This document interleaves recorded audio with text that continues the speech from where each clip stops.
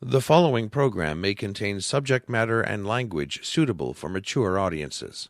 Viewer discretion is advised. Oh, weird. Whoa. And just let him die all by himself. We played a band together. You can tell that because we didn't know when to Oh, we're not doing it? No. Wow. Yeah. All right. That's fucked up. That felt hurtful. At the end? I think there's a natural ending there somewhere. when I just cut the film and put, okay.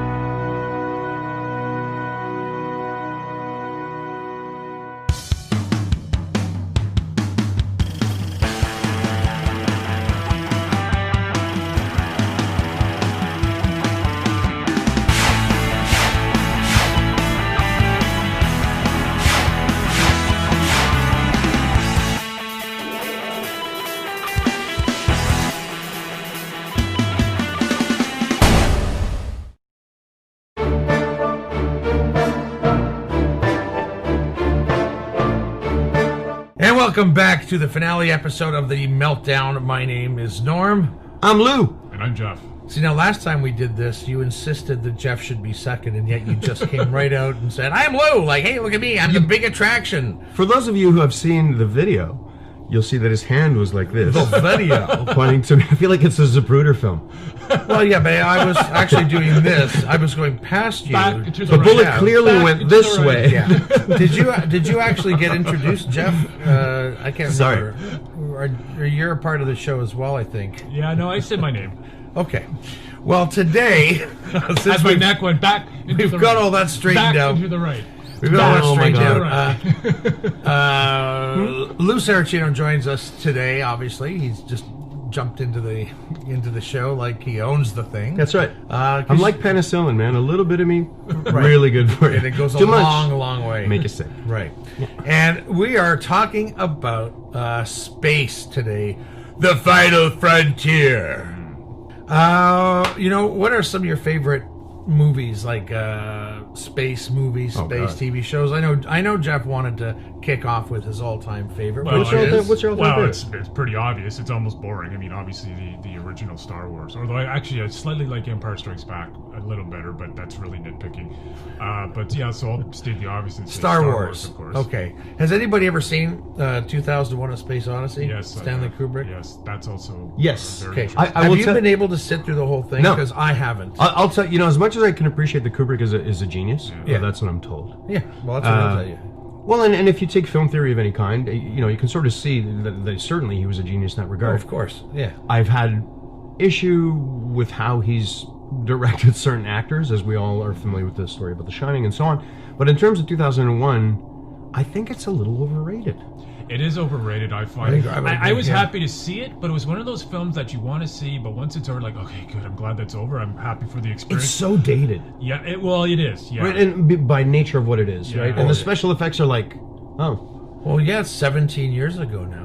No, it came out in 69. No, but if... Oh, I'm sorry, It took 2001, place I get in it. 2001. I thought you meant when the actual release I was told there'd be no God. math. I find that space movies tend to fall in a fairly limited category, right? So you'll have one, which is the cautionary tale, Alien. Yeah. That kind of stuff. And then you'll have one, which is, we can talk about how great or not great Alien was, but, or ones where it's more about contacting another form of life. Yeah.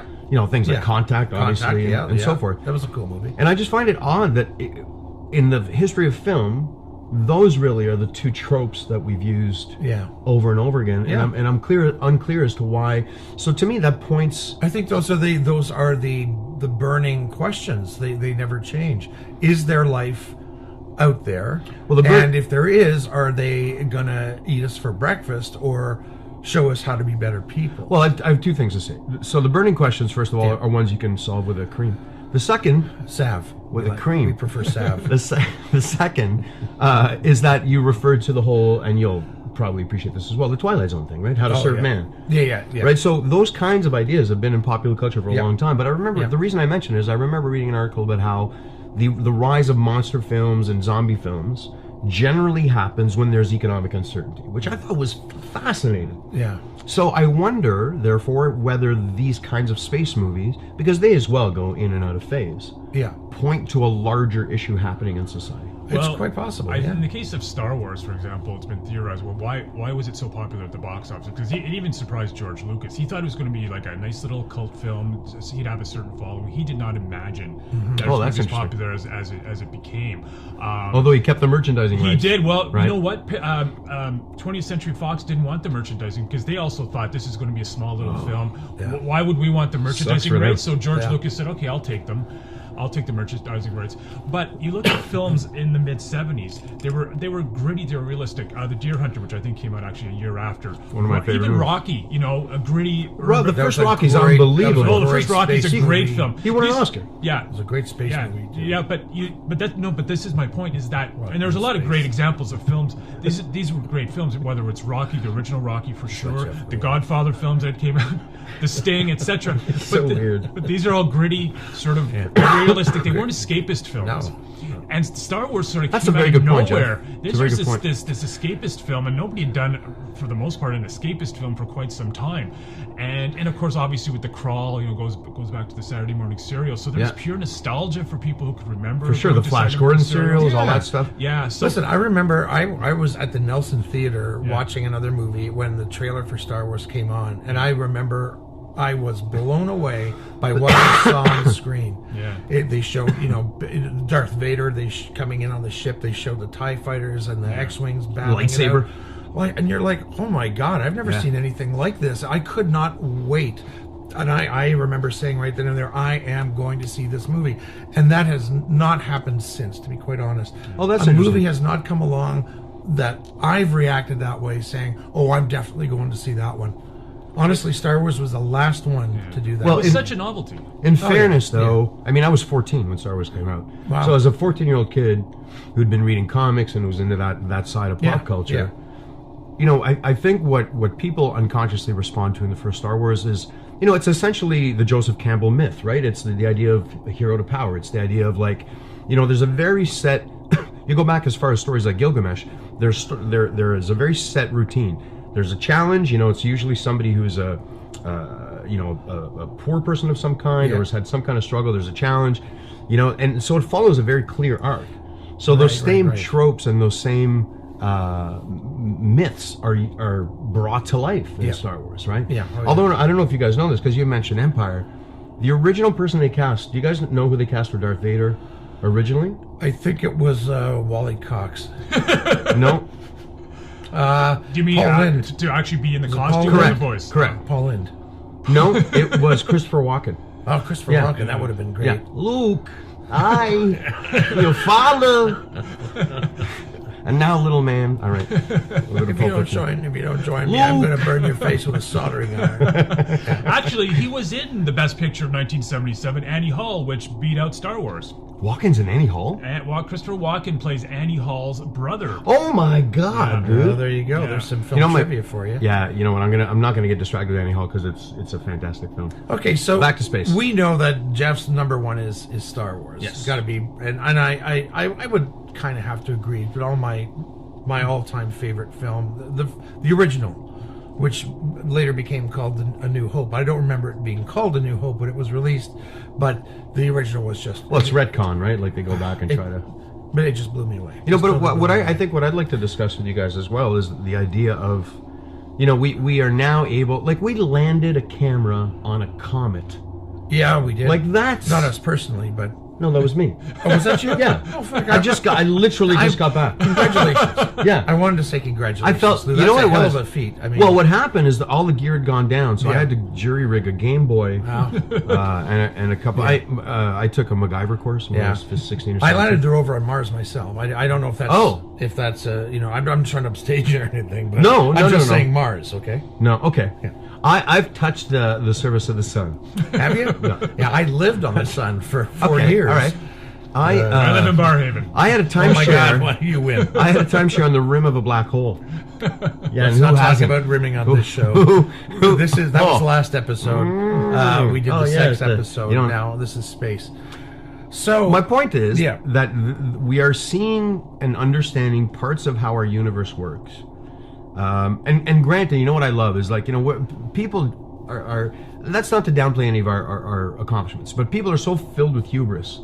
And, when it's like, well, and then you start asking questions like, what's the universe made of? Well, we know 30%.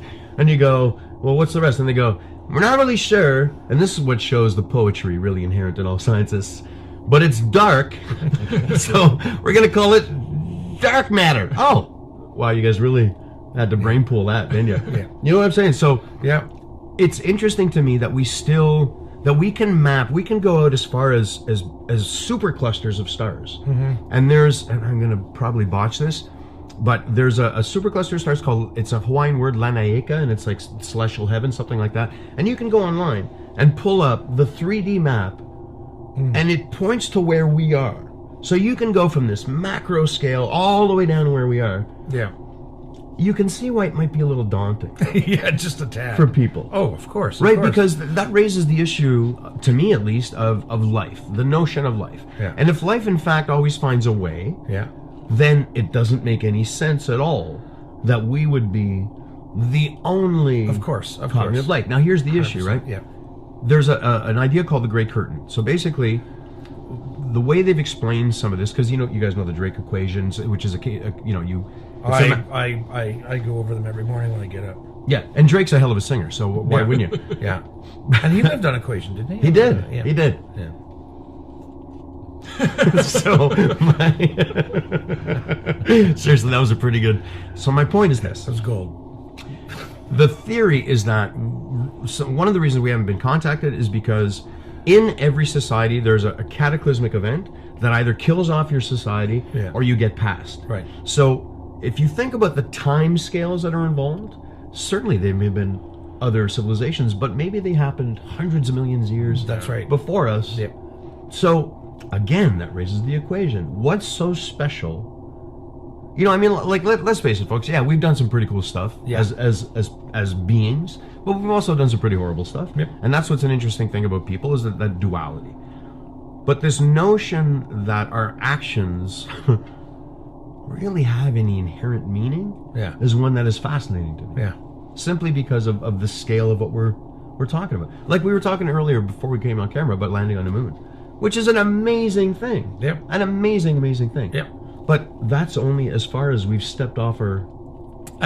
for the time being, yeah. Now, sure. And which brings me to the next point is Mars. Now, there's a lot of people out there that say it's never going to happen because it's pretty much... Well, no, Mars has happened, dude. No, I know the planet's happening. Yeah, okay, I want to clarify. But, right now, with our current technology, it takes us approximately 8 months to travel from Earth to Mars. That's nuts. 8 months in a confined space.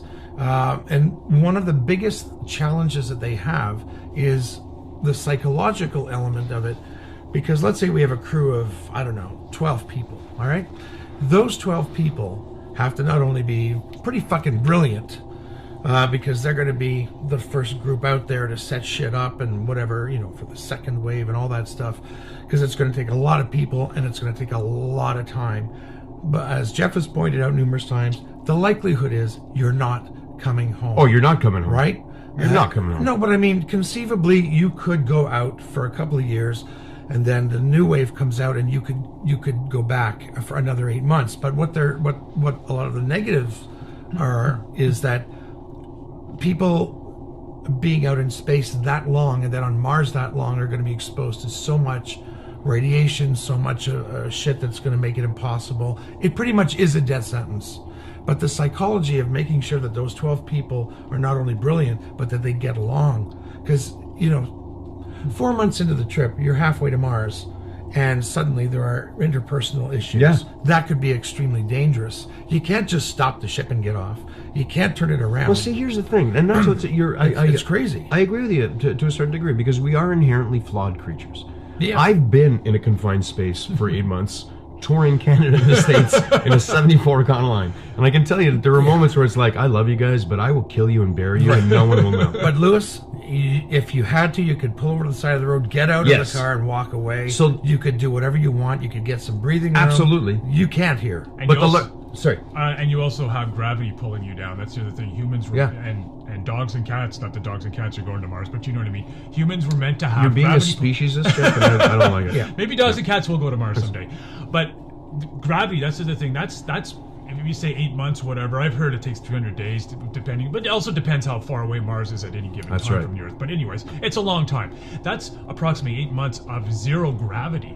I mean, even people that go up in the International Space Station, that are up there for a few months, they actually have to get reacquainted. Their muscles atrophy. Well, of course, exactly. Yeah, they're not needed. I've heard one thing that some astronauts who return from the ISS, they have to relearn how to drive a car. For example, their motor skills are just not functioning. Now, I think it depends on each astronaut what he or she can do or cannot do when they return, but that's another thing. Lack of gravity for approximately 8 months. Well, the driving thing's interesting because are most astronauts from Montreal? Yeah. But it's interesting that actually most astronauts are from Moscow, I think, these days. Yeah. I think what's cool and that fills me with confidence. I think what's because cool those guys is don't patch stuff together. They have to relearn their motor skills driving a car. I kind of like the motor skills in the car. That to me is funny. Motor skills because a car has a motor. You see. I'm sorry. I'm not. Before we can actually get to this, I have got 5 space facts. Okay. So. Yeah, so let's do that first. Let's go to some Meltdown. Yeah. Fun facts. So here we have 5 space facts. Some of these you probably know. I'm sure we all know the first one. But I found these really interesting. First is, all of space is completely silent. Sound waves need a medium to travel through. Since there is no atmosphere in space, space will always be eerily silent. You may be asking how astronauts can talk to each other in space. Well, lucky for them, radio waves can travel through space. So sound itself cannot, but radio waves can. Right, because you need an atmosphere of some kind to hear sound, Exactly, right? exactly. Air, so like they say in space, no one can hear you scream. Unless, and this is important, you're with other people. and they can. If you're in a... Like the time a tree fell on the floor. I find it weird that...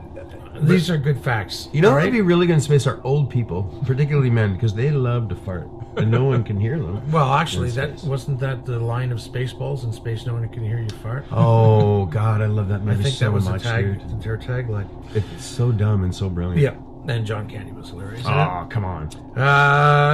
Here is another fact. There is an uncountable number of stars in the known universe. We basically have no idea how many stars there are in the universe right now. We use our estimate of how many stars there are in our own galaxy, the Milky Way. We then multiply that number by the best guesstimate of the number of galaxies in the universe. After all that math, NASA can only confidently say that there are zillions of uncountable stars. Now, a zillion is any uncountable amount. An Australian National University study put their estimate at 70 sextillion. Put another way, that's 70,000 million. Good Lord. Yeah, this figure is basically a guess, though. See, that's the thing. It's the scale, and I think that's the disconnect for most people. Well, yeah, it like is, we three are kind of nerdish, geeky guys, and we love that kind of stuff. Oh, sure. But I can appreciate how for some people it would be like, what are you talking about? Like, it's hard to, and it's hard to reconcile ideas of religion around that kind of thing too, right? Because you're like, there is so, and now they're talking about, multiple dimensions. They're talking like. It's, I know, it's crazy. It's impossible to get your head around. Yeah, we did a show on genealogy, and one of the facts was that if the belief in genies. Thanks, Jeff. Oh man, that's disappointing. You think you're the first person to say that to me, buddy? That's true. Oh. If you took all your DNA and lined it all up strand by strand, it could go to the sun and back. Wow. 12 times. Wow. Yeah. So. But even that's hard to fathom because we all don't know. It's 93 million miles, but we don't conceive what is 93 million miles. Well, have you guys ever seen that? It's a video where they Zoom. No, I don't know if it's the same one, but they actually plan out the scale of just our universe, or not our universe, our solar system. Yeah. And in real time, and they break it down to the smallest, things, and still, the point of the Earth to the Sun is like 500 miles, right? So it's like, how do you Yeah. Like just the Mars thing, 8 months. Yeah, that's crazy. To me, the larger and smarter, or rather the larger issue and the smarter way to approach this would be to look at propulsion and figure out ways to do this. Because even if we get to Mars, okay, then what? Yeah. So how long would it take to leave our solar system? Years? A decade? Yeah, I mean, there's space probes or whatever that are sort of now just leaving now. And how long did that take? 30, 40 years? Yeah. See? Yeah. So then you get out, and then the larger issue again is that there's stuff out past Neptune for the most part, or even Pluto. Yeah. We know there's the Oort cloud, right, which is this cloud of asteroids and kind of just floating there in space. You know, there's now these theories that because of the gravitational effects on things like Neptune and Pluto, there must be maybe there's another planet out there. Yeah. Like, we don't know if there's another planet in our own solar system. Yeah. To give you an idea of that, that's like going in your backyard and going, when did I get a Greek statue? You know what I mean? Yeah. Well, I don't know. That's not fair because they do pop up. Greek statue? Yeah. There's usually a new one every time I go. Well, we have the half bathtub in the backyard, which if you're Italian, that'll mean something too. All right. Here's another space I need fact. a place to put the Mary and Joseph and Jesus. You mean like a manger? No. Have you got like a half a bathtub we can just cut it? Do I? Sorry, God. Here's another space fact. All right. The Apollo astronauts' footprints on the moon will probably stay there for at least 100 million years. Since the moon doesn't have an atmosphere, there's no wind or water to erode or wash away the Apollo astronauts' mark on the moon. That means their footprints, rover prints, spaceship prints, and discarded materials will stay preserved on the moon for a very long time. They won't stay on there forever, though. The moon is still a dynamic environment, actually being constantly bombarded with micrometeorites, which means that erosion is still happening on the moon, just very slowly. Here's another one I found that's really interesting. Wait, before you go to the next one, can I just say a couple of things about please. Lou, you have the floor. Thank you, Norm. In space. Floor space. An article saying that because we've landed on the moon so often, we sent so many probes up. Yeah. Underneath the layer of moon dust, which is like talcum, right? Yeah. Underneath that is essentially a black surface. Right. The temperature on the moon has changed by 3 degrees, has increased by 3 degrees, which I thought was really fascinating. The other thing I want to mention is that you can go online, whether you're not aware of this or not, but there was one of the transmissions from the moon, and Jeff could back me up on this, actually cut out mysteriously for 89 seconds. And it was a video feed, and they were flying over a crater called Aristarchus, I think, if I'm not butchering it. And I would suggest, and I'm not particularly conspiracy-minded, that you check it out. And you can look it out on YouTube, and it'll blow your mind. So there's this idea, again, that we understand our physical world. Right. And what there is to see out there, when in fact, we're a pebble in the ocean. Yeah. Which is okay, too, right? Like, it's not a reason to give up. It's a reason to go, we're part of something miraculous. Yes, yeah. You know? Anyways, I'm done preaching, everybody. You can send your money to Luigi Saracino or dry cleaning vouchers, bingo chits, whatever you got. All right, one more fact, Jeff. Hold on to that thought, because if I don't get these out, it'll never happen. 99% of our solar system's mass is the sun. Yeah. 99%. Our star, the sun... 99%? Yeah. Wow. Our star, the sun, is so dense that it accounts for a whopping 99% of our entire solar system. That's what it allows it to dominate it gravitationally. Technically, our sun is a G-type main sequence star, which means that every second it fuses approximately 600 million tons of hydrogen to helium. Wow. This means that it also converts about 4 million tons of matter to energy as a byproduct. Being the type of star that the sun is, it also means that when it dies, it will become a red giant and envelop the Earth and everything on it. But don't worry, that won't happen for another 5 billion years. So there you go. Oh, and our last fact. I found this fucking fascinating. More energy from the sun hits Earth every hour than the planet uses in a year. Wow. Okay? Good thing we're using that. Yeah. You should be sad to know that solar technology produces less than 0.1% of global energy demand. This is due to several factors, including how much land is required for solar panels to capture enough energy for a population of people to use, how unreliable it is in bad weather and at night, and how expensive the technology is to install. Despite all these drawbacks, the use of solar energy has increased at the rate of 20% each year for the past 15 years. But the fact that the sun actually gives us more energy in 1 hour than the planet uses in a year. That to me is insane. But you know what that's about, right? Like, because now we're kind of breaking down this notion into people, and it's all about money. It's all about economics. So if you own Petro-Canada or whoever, and you go free energy, well, no, we're not real big on free energy, no. right? So of course, yeah. It again, it raises the notion to me of what I said before about the duality, and like I would love, to sleep for like 100 years and come back and go, oh wow, we've settled on Saturn or whatever the case might be, right? I am concerned that we're not going to get past our own nonsense. Well, and you were telling a story about how when you were on tour once, you were in Montana. Yes. And you were sitting there having lunch, and you looked across the street and saw what? I saw a drive-through. That's my favorite part of that. My drive-through gun and booze shop. Yeah. And that's when you decided that. Yes, I literally, as I said to these guys, I sat down on the curb and went, well, we're done. Yeah. We're done. Yeah. Because here's what I love about that, is it's either genius, like absolute genius, or I don't, here's the thing, man, like I am not here to judge anybody or tell anybody how to live or whatever else, but I will say that there are things that I've seen in my life where I go, wow, I hope we can sort this out. So we talked about movies at the beginning of the show. Then we had some facts. I think right now what we should do, though, is take a quick look at a compilation of some of Lou's best moments on this season. Oh, that's nice. Thank you. Meltdown a minute with you.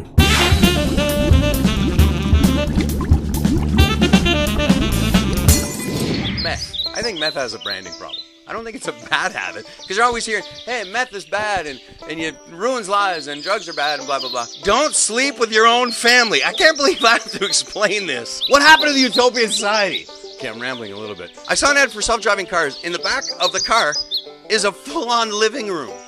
How fucking lazy do you have to be to bring your ottoman with you on the 10-minute drive to Walmart? Polygamy, in fact, is not the name of the world's worst board game, but they also keep us safe, right? So the food that we eat is safe, that the place we work at is safe, that the appliances we use are safe, so that when you plug your toaster in and throw it into the tub, it works the way it's supposed to work. Genealogy, excuse me, I got excited, is the science of discovering your roots, and not so much the science of discovering genes. How lazy are we? Holy macaroni and cheese. Really?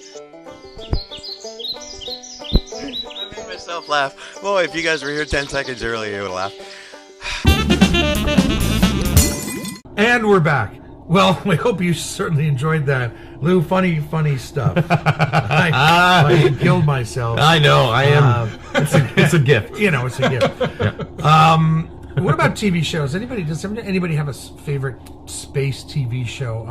I'll start. Yeah. Because I have one. Okay. I thought Star Trek: The Next Generation and Star Trek period, the original, were, to me, Star Trek, yes, if you watch some of the episodes today, it's a little camp, sure. It's a little camp. They didn't have the budget, perhaps, that we have now. They didn't have the technology that we have now to really make things look realistic. Maybe an acting coach for Shatner. Well, he was, he was who he was, and he was a recognizable character. I love William Shatner. Hey, man, he's been to Stratford. Dude, he was amazing. I've been there. I got gas in New Stratford once. But seriously, so for me, that's one of my all-time favorites. I got to say, I think it's Star Trek. But I also did like The Next Generation, with Patrick Stewart. I just thought it was a great show. To me, the themes are what I find fascinating, and sci-fi has always been, clearly because of the nature of what it is, the kind of vanguard. So whether you're reading Bradbury, whether you're reading Roddenberry, whether you're reading Ursula K. Le Guin, whatever the case may be, it's these, much like comic books, bringing these big ideas to the forefront. And that's what attracted me to that kind of stuff, right? Like The Lathe of Heaven is one of my favorite books, and it's the whole idea is basically aliens come to Earth, and they eliminate the need for racism by making everybody the same color, and then of course people find another way to hate each other. Of course, which is probably what would happen. So it addresses these ideas that are person to person and community based, but in a much larger sense. And I don't think you'd be able to get away with putting those same ideas across if it wasn't dressed up that way. Yeah. No, that's true. That's very true. By using that as a vehicle. Well, Star Trek, dude, you had an African American woman who was playing You know, a major role, was a major cast member. Who are you? A major cast member. And I don't know if you guys know this. When Shatner and I forget her name now, Michelle. Was it Eartha? No, are you talking about Uhura? Yes, Michelle. Yes, I totally forget. But they kiss. Nichelle. Sorry, Nichelle. Okay, so they kiss in one of the episodes. Yes, they do. And that was.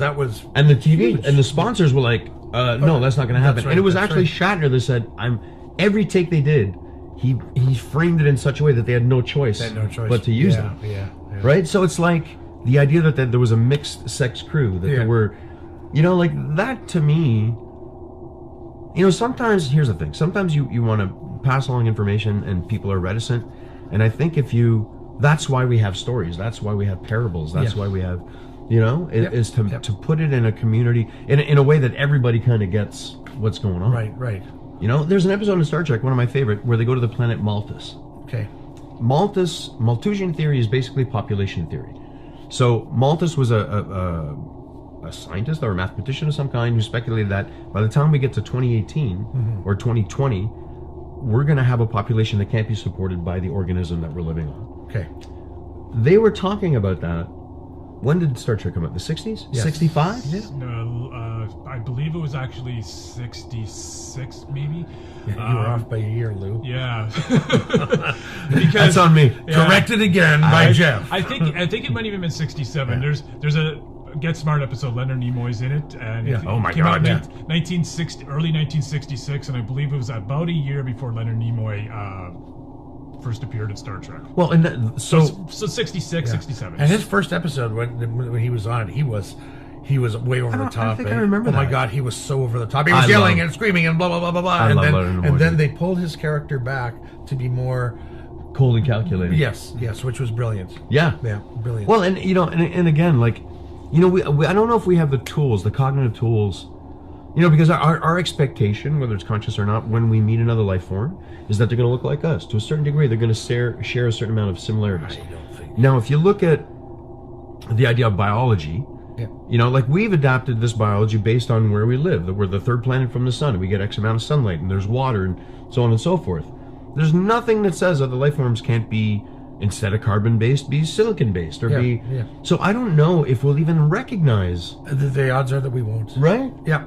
That's the thing about life on another planet. It may not take the form that we sort of anticipate that has been in the pop culture. How do you know that Earth isn't a fucking melting pot where all kinds of species have already come from other planets? Look at flies, for example. What the fuck is that? They look like the multiple... I mean, what if they're... I'm going to sign you up for Reach for the Top. Flies. What the fuck is that? Is there anything else? What if every fly you swat is a fucking spaceship full of little people in it? Dude, I have enough to worry about. No, but seriously, you know how you wouldn't recognize other life forms? What if we're doing that on a daily basis and we don't even know? You know what? You know what I'm saying? What's amazing to me is that we know scientifically that we are made literally from stars.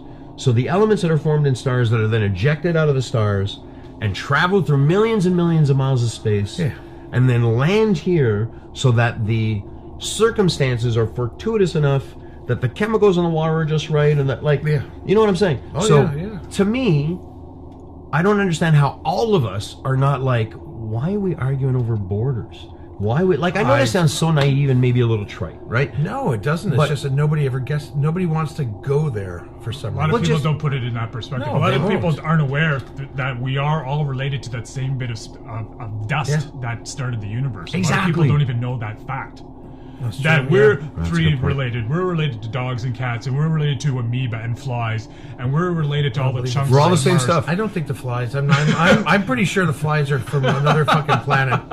You know who I think is from another planet? Platypus. Platypus. Seriously, does platypus not, like, if there is a god, and I am Catholic, but I will say I have an image of him putting this together from a bag of leftover stuff, basically, right? Because who goes? I've got the body, it's furry, you know what that needs? A duck bill. I'm not done. I'm not done. Now, venomous barbs, because... In this drawer. Why? Because why? Yeah. Who would look at a platypus and go, that'll be delicious? I don't know. Listen. Yes. Before we continue our chat, let's get to the last segment of our show, which is some Meltdown stupidness. I dug up some things. 10 dumb space conspiracy theories that people actually... Oh, yeah. Let's do this. People actually believe in. Okay. Here's the first one. The Pope and the President of the USA meet aliens every year. Like meet them where? Well, meet them. But like meet them. Well, let me read it. Okay. Then you'll find out. All right. The Pope recently said that he Like at a friendlies? Like they all hang out at a friendlies? You know what I mean? Grand Slam breakfast, please, for my alien friend. I know he's got 7 eyes. Just bring him the pancakes. Sorry. And for my blobbish type friend, just bring him a straw. I don't know what. Can you not see a waitress like what? Yeah. What does your blobby friend want? Yeah. I'm sorry. All right, go on. Wait, you're saying that's not true? What I'm saying is I'm upset now that there's 10 of these because we might get 2 of them done. No, we'll go. Okay. So, the Pope and the President of the USA meet aliens every year, not at a Denny's. The Pope recently said that he would baptize Martian aliens if they came to him. His point was that there is no one he would discriminate against when it comes to baptizing. Except gay people. Yeah. Jesus. The people went crazy. Oh my God, this is driving me nuts. I'm sorry, Norm. I'm sorry. So he's okay with Rigelians, not good with homosexuals. Oh my God. All right. Number 2. I'm not even going to bother. That one's dead. Oh my God, that makes me... There is an alien base on the dark side of the moon. Remember, these are conspiracy theories that people believe in, okay? Okay. Because we cannot see the dark side of the moon, and hence it is convenient... It's technically not true, but go ahead. It is convenient for them to monger this rumor. Many photoshopped images of the dark side have been circulating, claiming that the patterns are alien bases. Okay, well, I will say this. Okay. I know that I learned the majority of what I know about the moon from the Pink Floyd record, and I can tell you they don't mention that at all. So there's money on it. Yeah. And time. Yeah. Time is money. What a drag. I know. Right? Let him say something. Well, he's going to right now, because here's the third one. The moon landing didn't happen. Jeff? Well, of course, we've done an entire episode about that. Yeah. And, I can't believe that's still a thing, dude. Yeah. Oh, yeah. Honestly. So is Flat Earth Society. Yeah, and we mentioned that Buzz Aldrin once punched a filmmaker in the face who did a film about the fact that the moon landing was just a conspiracy theory. And of course, we said don't ever mention to Buzz Aldrin that the moon landings did not happen because he'll punch you in the face. I said that before on the show, and I'm saying it again just in case you people run into Buzz Aldrin. Remember, there's certain things you don't say around him. Here's the thing. Our audience, of course, usually run in those circles. They have a big likelihood of running into Buzz Aldrin. See, here's the thing. I have 2 things to say here. One, the guy's first name is Buzz. Yeah. You know what I mean? Well, like Lightyear, too. Well, here's what I mean. It's all in presentation. If the guy's name was something, somebody named Buzz, there's a natural tendency to go, You know what I mean? Yeah. This guy can punch me in the face. You know? Yeah. It says Edwin on the plaque, though. It's true. I find it very odd. Did you guys know that one of the astronauts had left a picture of his wife and kids? Oh, yeah. There's a very famous photo. Yeah. It was her birthday, and he left the photo of her on the moon. Right. Which I thought was really... And of course it'll be boy, there. did he get in shit for that. Oh, well, he forgot it. That's the thing. Yeah. Also, toothbrush? Where is the picture of Junior and I? Where did you put that? You didn't leave it on the moon, did you? Just like you to do something like that. I know, I left the moon with it. All right. Sorry, here's another crazy conspiracy theory. Space conspiracy theory. Spatial conspiracy theory. You know, boxes are not boxes. Eh? Yeah. Some aliens have sneaked into the space shuttles and are on our planet now. Some people. One more time. Okay. The theory is that some aliens have sneaked onto the space shuttles. Sneaked onto. Yeah, and are on our planet. So now. the idea is that let me read this. A NASA employee claimed that an alien hitched a ride on the space shuttle and actually talked to astronauts sitting in it. While conversations are a good thing, you cannot just have them during a critical re-entry procedure. But the reason was not seen by the theorists, and they took the employee's word as fact and is still shoved into our faces as evidence every now and then. If I'm on the space shuttle, yep, and I hear a knocking, and I look out the window, and there's a space hippie asking me to hitch a ride. It's not Easy Rider, buddy. You know what I mean? Yeah. I find that amazing. Because the thing with conspiracy theories that I find fascinating is they never finish telling the story. Right? So you have the setup, but what's the end goal? Why would somebody do that? What do they stand to gain? That's the question. What do they stand to gain? They're 15 minutes, Lou. Sorry? They're 15 minutes. Everybody wants their 15 minutes of fame. You think that's what it is? It's what motivates most of us, other than sex or money. And money. Or sex money. Sex money. Money. That's the best kind of money. Money for sex. That's what I like. I'd like to... That's not what I was... because I could probably make a couple of bucks.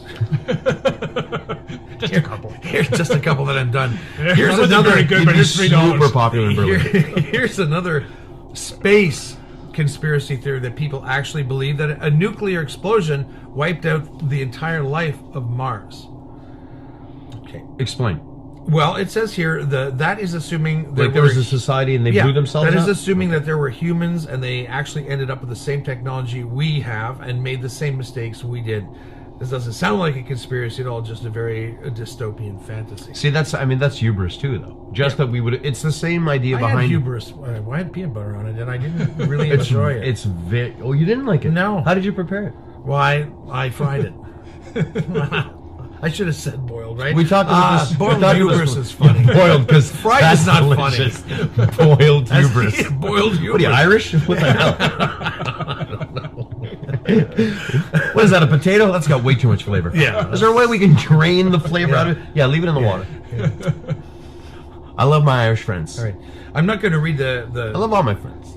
I'm just going to read the description because then we can talk about that. Okay. Another one is that Adam and Eve were aliens and they traveled on a spacecraft that was actually Noah's Ark. This is a theory that people believe. Well, Noah's Ark came afterwards, though. Yeah. It could have been recounted incorrectly. And it's also Noah's Ark, not Zignew's Ark. You know what I'm saying? You know what I mean? Not Flactor from Planet 14. It's not that. Flactor? I don't know. That's all I had. Now, what's Flactor? New and improved. With 10% more Flactor. Here's a cool one. That the moon does not exist. It's just a hologram. Well, that I know is true. So you know it is a hologram. Yeah. It's just basically showing up. Because every once in a while, if you're looking all the time, you can see it disappear. That's what I mean. You're right. You know what that is? I have it on my roof. That's where they decided to put it. Sometimes it's a lot. It was supposed to be. It's a lot of pressure. It was supposed to be one of those things that put stars on the homes. I'll be honest, guys. It's a lot of pressure. Yeah. Well, every night I gotta. Yeah. Right? And then if it's winter, I gotta. But then I gotta hook it up for the other side of the planet. It's a whole thing. And fuck the extension cord alone. Oh, dude. Well, I'm Italian. We have a lot of extension cords. Yeah. We're very good at that. All right. Here's another one. Right. Another theory that people apparently believe is that the U.S. invaded Iraq because they were looking for stargates. And, of course, stargates are portals into other... Jeff? Well, so it wasn't just weapons of mass destruction. It was... That was what they told you. Their true intent was looking for stargates. Yeah. I see. Well, that explains everything. Yeah. Here's the thing, right? Yeah. Yes. Even if that's true, let's assume that sure, it's yeah. true. What does it matter? Well, honestly, because what does it matter? they felt that Iraq had the ability to go to other worlds and gain other technology from other and they would do all of this races. without being affected by these other alien cultures. I don't write the book on aliens. I don't know what the agreements are. I have to correct you. I don't work. It's not just the one book on aliens. It's not like you go to chapters. Where's the aliens book? And they go, it's page 1, Adam and Eve. All right. Just gonna throw this one out here. All right.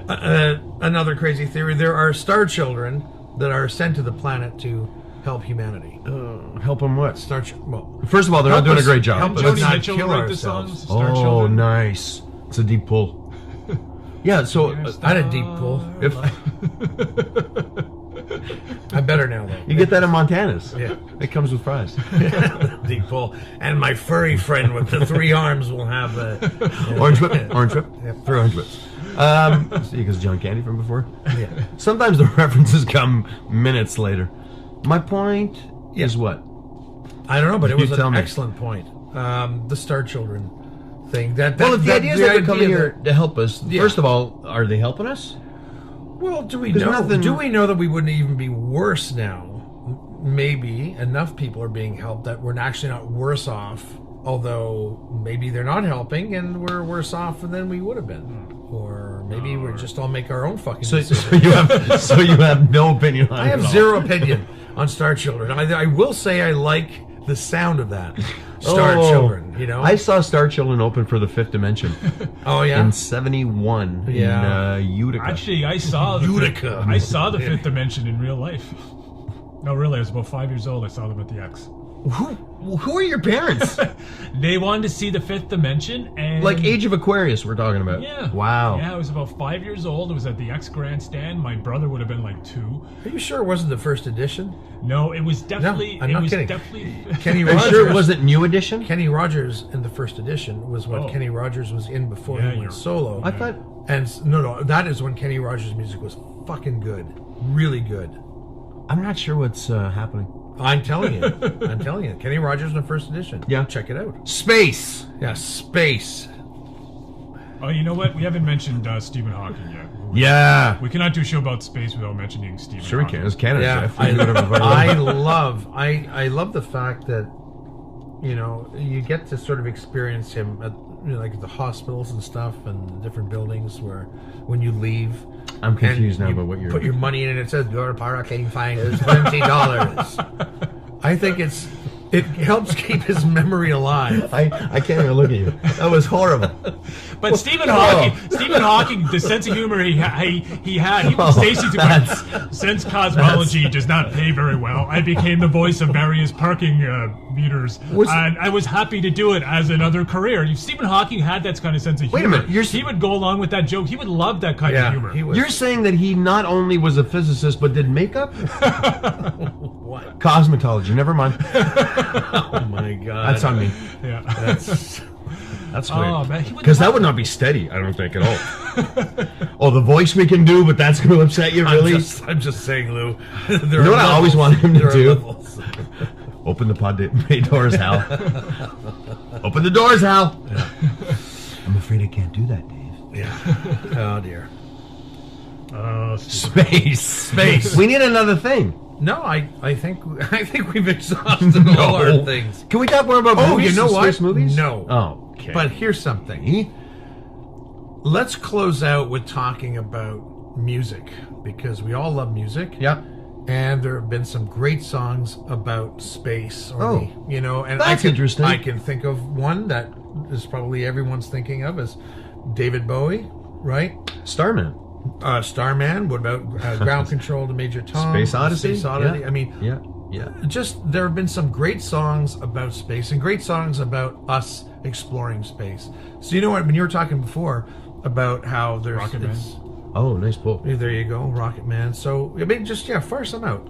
You know what? I'm hard pressed to think of some aside from those 3. Yeah, there's the obvious ones, and then it's 2,000 Miles from Home, the Rolling Stones song. Okay. 20th Century Boy, which is kind of a space song, the T-Rex song. Okay. This isn't really a space song, but was it Arlo Guthrie? You know, you can spend 7 days in space. When you come back, it's still the same goddamn place or whatever. Oh, that's a great line. Wow. Do you know what I mean? Yeah. Who sang it? Was it Pete Seeger? Let's pull him up. Let's see the list of space song, just because I know I'm totally blanking. Well, why don't you do that, Jeff? Because I was going to say while you're like who or like what? There was a band from Toronto called the Pucka Orchestra. The Pucka, good Lord, Norm. Yeah, I have their CD. I love them. I actually got to see them at the Astrolabe Theater for free. Oh, that's cool. And they were incredible. They're good, man. Incredible. That record is amazing. Oh my God, it so is. And that came out around the same time as Boys Brigade too, no? I think so, but I'm not 100% sure. But I know they had like Cherry Beach Express. Yeah. You know what that song's about, eh? Yes, I do. Okay. It's about the cops at Cherry Beach Express. And I know also there was that other song, something about the telephone. I can't remember what it's called now. Anyway, there was a song on the album called Might As Well Be on Mars, which was not necessarily about space, but the line was in a relationship that he felt really distant. I might as well be on Mars. You know, I'm already that far away from you was the lyric. And I thought that was really kind of cool. That's a great lyric. Yeah. And Jeff, you haven't looked up anything. Yeah, I don't know how. I give you time. I give you time to look up shit by taking us on a journey. Can I go back to I don't know how to find them? What are you, new? It's Google. Google that shit. Okay. You open up a web browser. You don't know how to use a phone. No, I don't know. I accidentally called someone. Hi, how you doing, Rick? Is this space? Yeah, hello, space? How many songs have been written Let's see if about? we can put this together out of all of the songs. All right. So we've got Space Odyssey, we've got Starman. Space Oddity. Sorry. Starman. Yeah. Let's say might as well be on Mars. That's fine. Okay. I feel like there's a lot more. Oh, there's a ton more. I'm sure there are. But Rocket Man? Rocket Man. But the thing is, we all, you know, there are the ones that have made their mark, and those are the ones your brain just can't seem to get away from.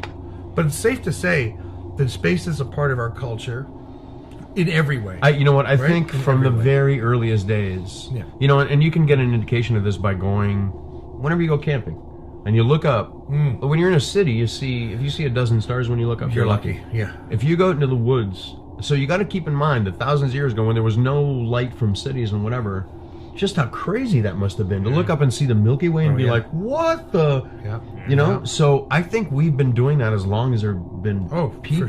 For sure. Because it's that longing for connection, that longing for sense, that longing for like, this has got to mean something. Like, this can't be random. Yeah. You know? And it's like, you know, whether it's random or not, I don't know. But I can tell you that I don't need to know to be able to enjoy the concepts. Right. You know what I mean? I think a lot of scientists these days, a lot of cosmologists, etc., a lot, from what I've read, theorize that things don't happen randomly from a scientific point of view, that there is a reason for everything.